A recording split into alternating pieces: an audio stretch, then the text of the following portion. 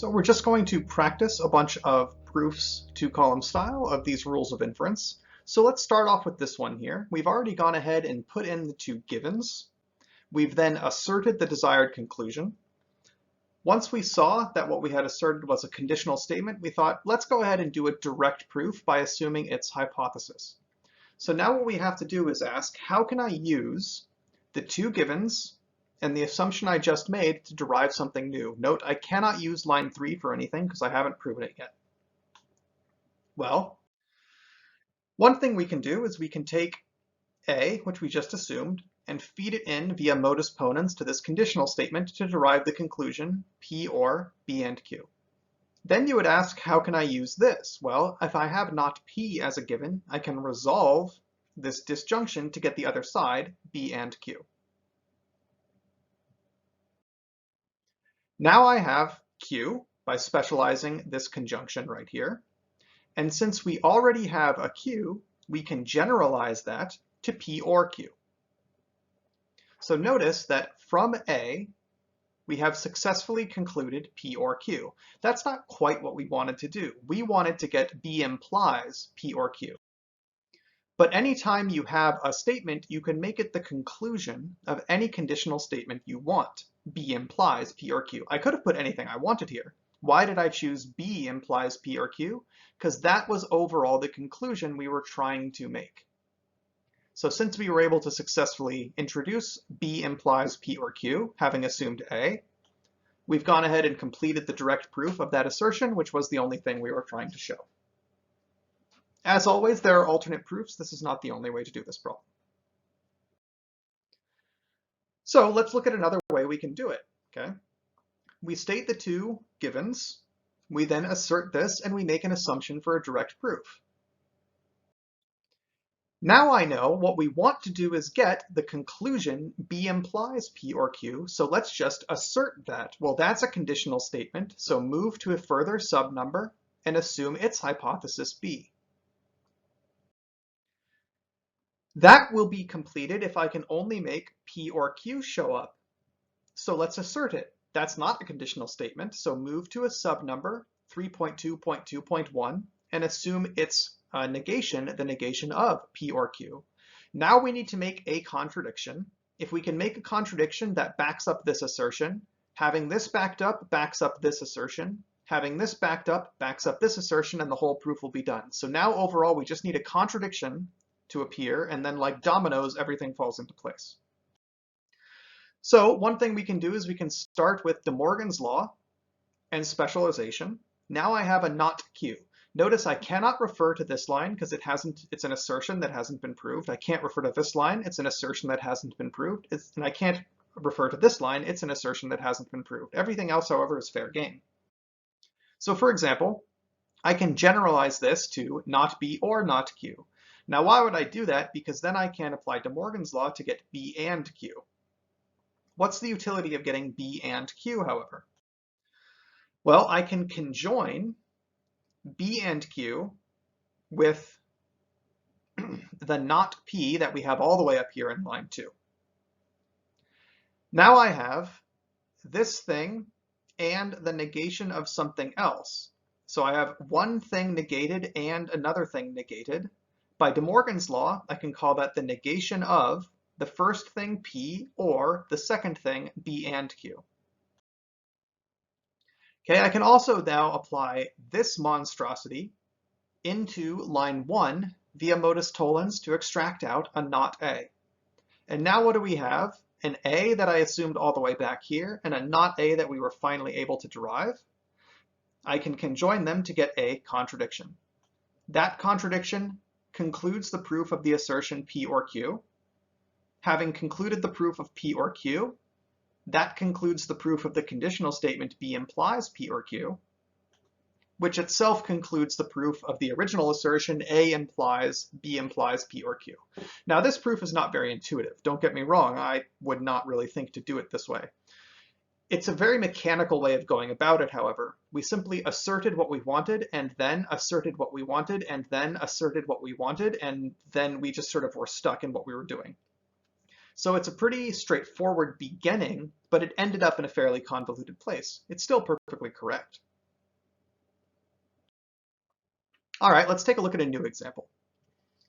This is what's known as resolution in general or general resolution. If I have P or Q and I have R or not Q, I must have either had P or R. I have two disjunctions where there's a shared term between two of them of something and its negation, and what you get out is a disjunction of the other two terms. So I take my two givens, I assert what I want. Since it's not a conditional statement, I'm going to do an indirect proof and assume its negation. If I can just get a contradiction of some kind, this will all be done.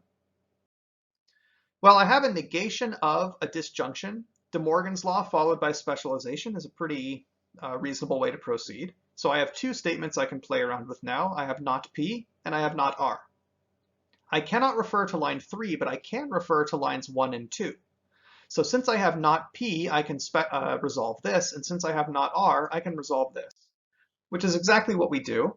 By resolving not P with this one, we get a Q, and by resolving not R with this one, we get a not Q. Since I have Q and not Q, I can join them to get a contradiction, concluding the proof of our desired conclusion. So this general resolution law is now proved. You can use it if it ever comes up. If you have two different disjunctions that share a term of something and its negation, then you can cut those out and simply disjoin the other two terms, P or R. Let's take a look at this example again. Perhaps we start off by stating the two givens. The beginning is always going to look like this. Every proof is going to start by stating the givens. It doesn't have to be honest. You can state them at any time, but there's really no reason to ever not do it right at the beginning. Now here's a hint of a shorter way we can get through this proof. And notice there are no subnumbers, so there's no assertions, there are no assumptions. Well, if I'm applying conditional equivalence to line 1, what is that going to look like? Line 1 was P or Q. There are a couple of ways we could do this as a conditional statement, but here is one of them.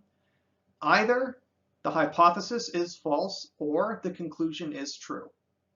I can do the same thing here and say either the hypothesis is false or the conclusion is true.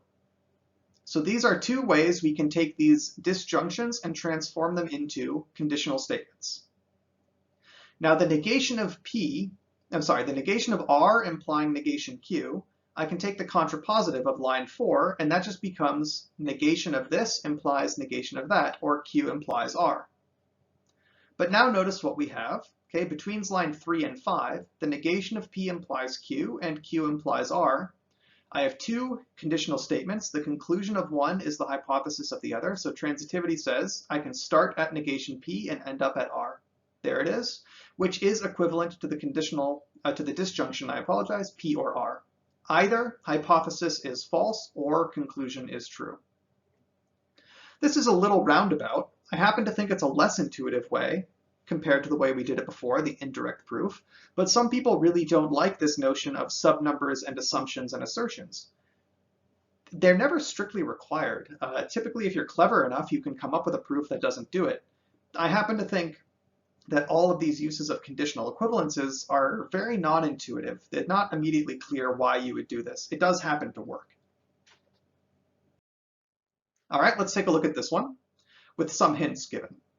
Okay, so the three givens are put in there, and then I've told you line 4 and 5 are going to be there, followed by a mystery line 6, and then finally the desired conclusion Q is going to be proof by cases between lines 4, 5, and 6. Well, if 4 is P implies Q, and 5 is not P implies Q, the missing bit to use cases is pretty straightforward. It's got to be P or not P, the two hypotheses disjoined, but that's just a tautology. That's the law of the excluded middle. We also need to see how we can introduce these two lines. Now, P implies Q is conditional equivalence of not P or Q, either false hypothesis or true conclusion. Not P implies Q, however, doesn't appear to be related to anything we have, certainly not anything that has an S in it, so it's just an assertion for now. So let's start with a direct proof by assuming its hypothesis of not P. Well, once I have not P, I can use modus ponens with line 1 and get out Q or S. So how can I get out Q? Maybe I can't, so let's just assert it, in which case I'm going to follow it up by an indirect proof because it's not a conditional statement. So I assume not Q, Now I just need to work towards a contradiction. But now that I have not Q, I can do a resolution with line 5.2 and get out an S. Now that I have an S, we can do modus ponens with line 2 and get out P. Now notice what we have. We have the assumption, not P. We also have something we derived, P. I can conjoin them to get a contradiction, which concludes the proof of this assertion.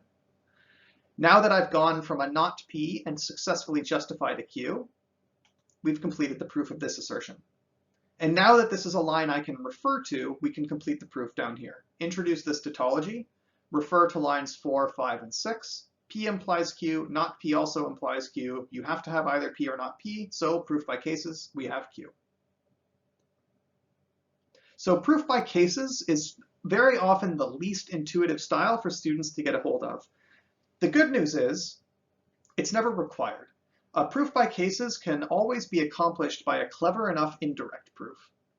However, sometimes it just sort of falls into place that a proof by cases is actually quite convenient, so I do recommend you do your best to get a handle on it. It's a very common proof style later on, especially when we do proofs in set theory. Proof by cases do come up, so it is something you should be familiar with. You should know how it works, even though the two-column proofs might be a little less intuitive than direct and indirect proofs.